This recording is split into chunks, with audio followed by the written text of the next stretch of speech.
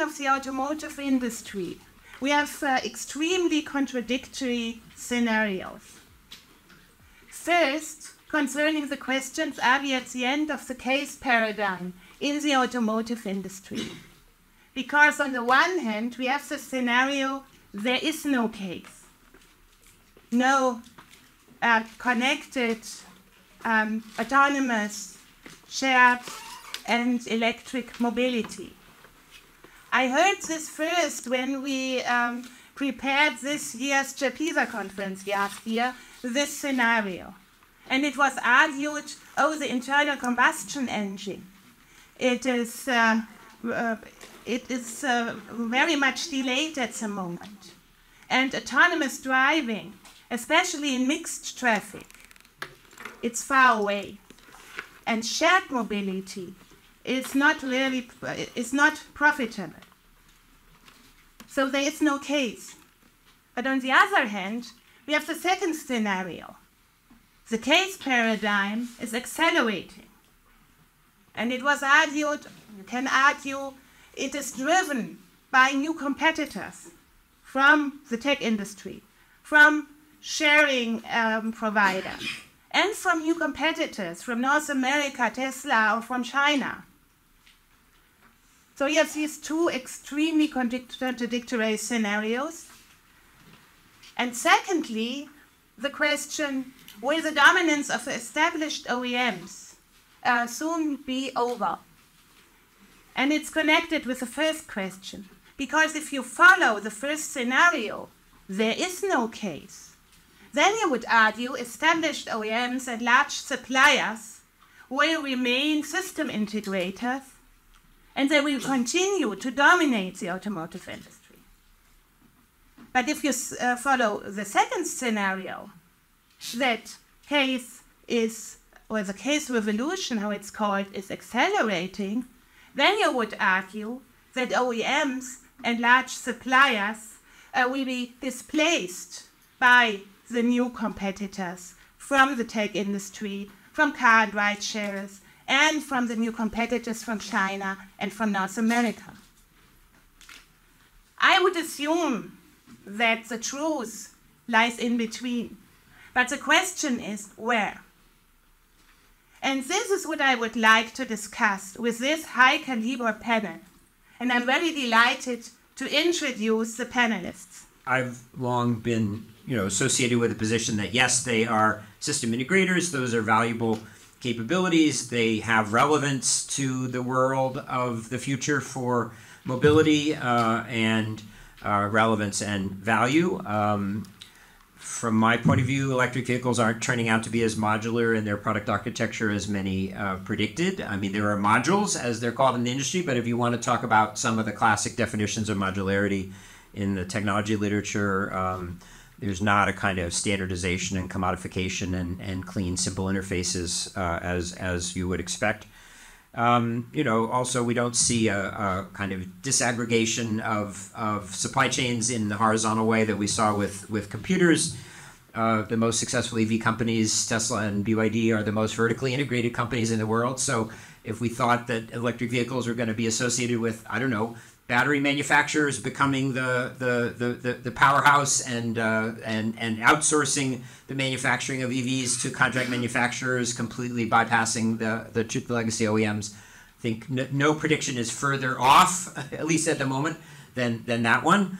And so I think as we'll debate, the software question is huge. It's more central to CAS than it is to electrification. But I'll just sound one theme, which is, big tech is terrific at software, but they don't know anything about the physical world of cars and the regulatory requirements of cars, as in my words of my friend Taka, heavy, fast-moving objects that operate entirely in public space and kill people and do a lot of other damage as well. That's not exactly what smartphones are. OEMs are maybe, we could say, terrible at software, but they have the more mastery of that physical world. So I think each of them knows things the other doesn't know. That means they kind of need each other, even though they don't really want to depend on each other. And I'll close on that note. So thank you for bringing me on this honored panel. I'm really happy to be here today. And I think it will be a fascinating discussion because I'm maybe a bit more radical in going to the right side of the picture, so going to scenario 2. And I agree, the one needs the other, so the new tech needs the classical traditional OEM, but the question is who needs the other more? And when we talk about Tesla and maybe also some new greenfield approaches with a super success coming from China, I believe they are not covering 100% of the market.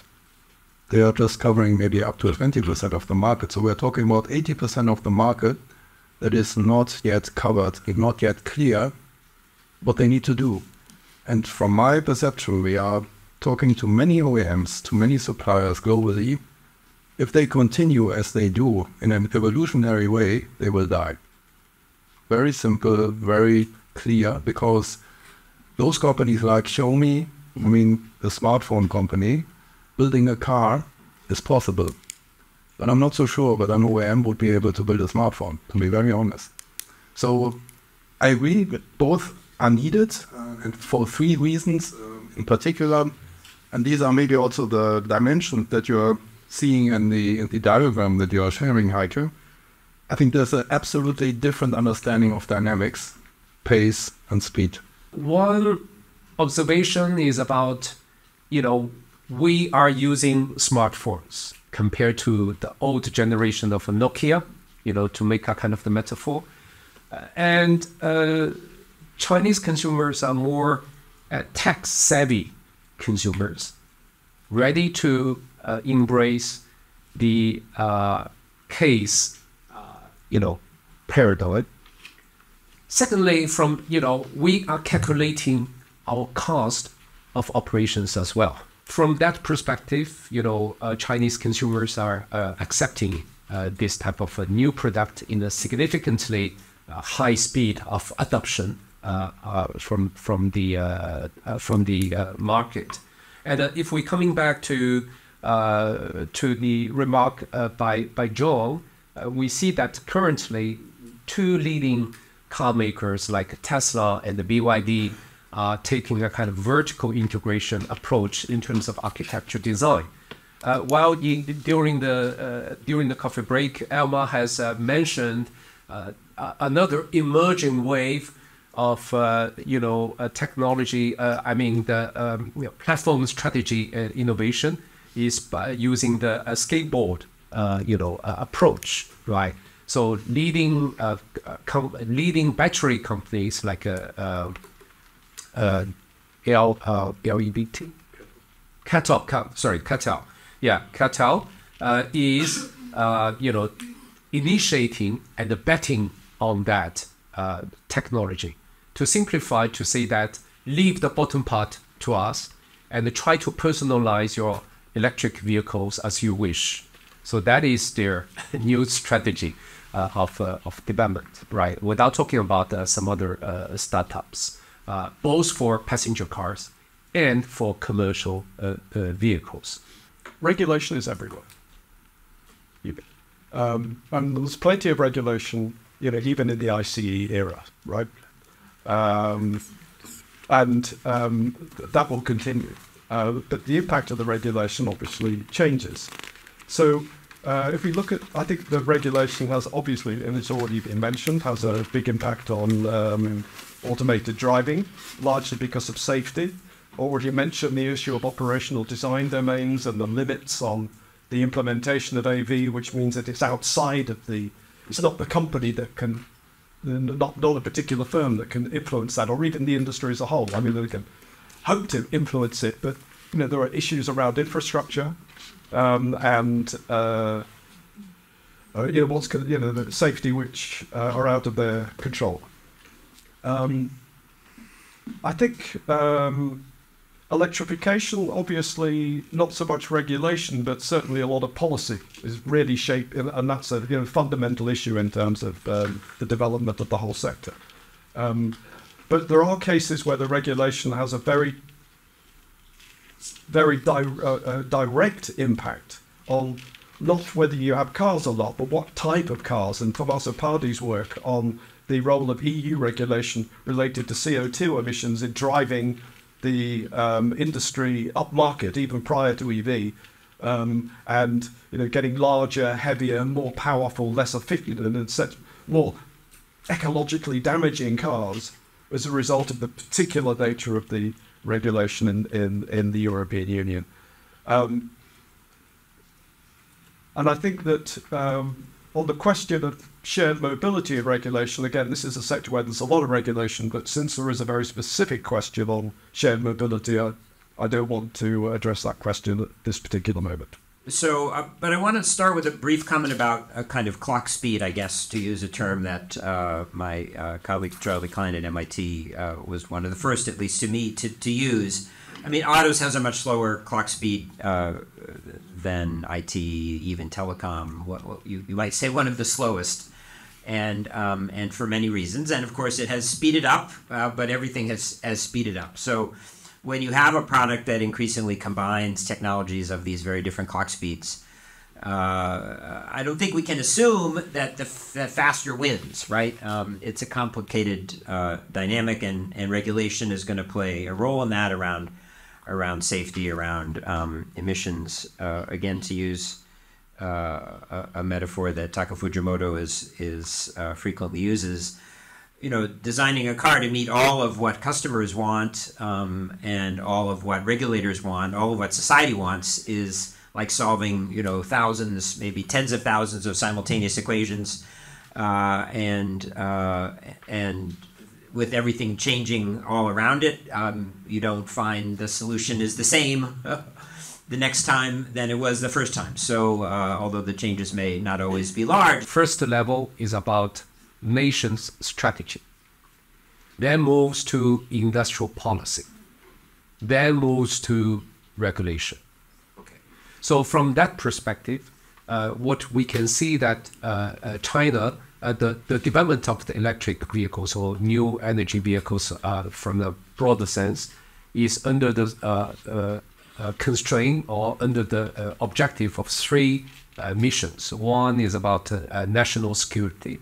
Second one is the industrial development, and the third one is the environmental protection. So for the first part, it is about to reduce the energy, fossil fuel energy dependence from the overseas market.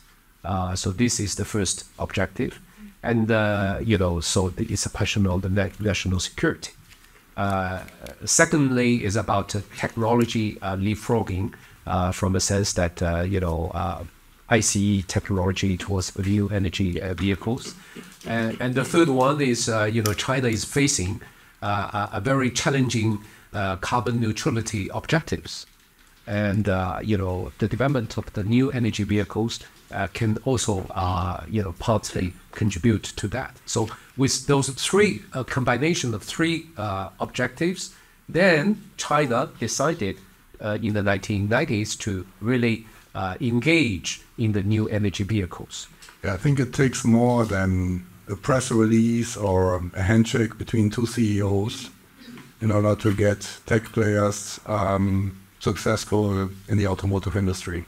We have seen a lot of that. We have seen a lot of presentations. We have seen a lot of great announcements, but we have seen very little concrete outcome and result. And why? That's always the question that I try to find an answer to. I think what the tech players underestimated is the variations and the inability to scale. If I'm a tech player, I would like to have a standard device like a computer or a smartphone, and I just roll out and scale to billions of devices. If I'm in the automotive sector, I have even difficulties to go from one model to the next model within one OEM, because they have so much variations, so much customization in architecture, so much of embedded software deeply buried inside the architecture of the vehicle that you will never reach once the vehicle is shipped. Or you have to plug a cable into the vehicle in order to get some information out, which is for sure not scalable. So I think when we want to really see successful collaboration, I think it's still possible. I think the race is also still open, but the automotive industry needs to understand where they can let go and where they don't really differentiate. So I don't believe in OEMs developing their own operating system. I don't believe that there's a business case behind, because nobody really cares as a user which operating system is running in my vehicle. But there's so many billions of dollars spent in development of own operating systems in a vehicle that you cannot really, I think there's no business case behind, absolutely not. So taking maybe an open source, Linux-based vehicle operating system that you could use, at least for those areas where you are not safety critical, I think this would be a first step. And we will see this happen. So I think there's big communities, tech communities, developers joining this area and entering the automotive space with operating systems that are commonly used and have a large developer community behind. And I think that's something we have to always reflect. It's more than marketing. It's really about granting access to millions of developers that create these great solutions in the ecosystem. If you don't have access to millions of developers, it will never scale. And I think then if you limit it to the employment base of your own OEM or supplier, then you usually have very poor services. They're really centered around the product, but not very innovative and not really appealing to many users. So I'm for opening up. I'm really concentrate on those things where you are great and differentiate, but please leave those areas to others where they really have shown and proven that scale is possible. First of all, I think that probably in 2018, when you said the tech companies are coming, we were thinking of the ride-hailers, we were thinking of Apple, Google, and whatever. I think the tech companies we're talking about now are the NVIDIAs and the Qualcomms, Intel, the people providing a lot of the basic hardware for automated driving. I think then the question, Elmar's observation, I think were really interesting, and I think challenging for people that come from, like this audience and us, come from the auto industry. And so one issue is whether, do we go straight from proprietary auto industry systems for automated vehicles to open source generally available, or is there an intermediate where there are a number of specialist hardware and software companies, like the NVIDIAs and Qualcomms of this world that provide customizable solutions that firms can, particularly the front end, the consumer interface? I think there will be a dramatic change in the value chain, going towards an open ecosystem world, which will scale. Because connected systems, you have always to think about a vehicle that needs to connect to something. And even if we are super successful in China already, I think the question is, how will it work in Europe? How will it work in America? So you don't bring your ecosystem to other regions. And OEMs usually don't like to build special regional models. So they would like to have one model, like we are used with our smartphone. We can travel around the globe, same hardware product, and it's standardized, working everywhere. This is something that we are still facing in order to scale, because I think this would really help to bring the business case in the sort of financial community about the idea that everything, splits apart into these separate subsidiaries. They imagine then innovation can be faster, and there's of course always a lot of work for such firms in any time you have splitting up or recombining or things like that. Look a little bit closer at the examples. Ford is separating design, but saying they keep manufacturing and supply chain together. GM looks at Ford and says, we're not doing that because at the moment there's still enough even design commonalities that we want to, maintain dialogue across the two. Renault seems to be, hesitating about separating Ampere from the rest. Look, I think ICV and BEV are eventually going to have different platforms and different architectures, but I do think there will be mutual influence and spillover. So the focus on lightweighting, which is really important to make EVs have long range, some of it I think can spill back to still needing to have better emissions performance from ICEVs. So I guess I don't see that kind of splitting up of the traditional OEMs into sort of new and old companies going forward. So my perception of how much will the OEM play a dominant role, I think it's 81%. I'll give you my premises here. I think the tech companies don't really want to compete in global automotive because it's too hard and the margins are too low. It's not so easy to succeed as a brand new car company because there's so much to learn. So there won't be, that many tech entries, and there won't be that many startups that succeed. And the OEMs may be slow, but it's a slow clock speed industry, and that's reinforced by a lot of things in the regulatory context, et cetera. So I'm going higher to probably sort of 60% for the 65% for the legacy incumbents, 25-30% to the new global OEMs that survive, Tesla, BYD, maybe a few other Chinese and a couple startups, and no more than 10% to big tech as a supplier, new supplier, and not as a sort of master of all with the dominant OS for the entire industry. My figure is pretty close to John. I put 21, 25 coming from China. And I still see the domination of global car makers for the following reason. On the question of incumbent shares of global value added in 2035, I'm finding it difficult to make predictions about 2025. Yeah, certainly the predictions I would have made about the end of 2024 6 months ago, we're starting to revise. So I have to say, I just don't think it's worth me offering a guess on that. So that's very brief.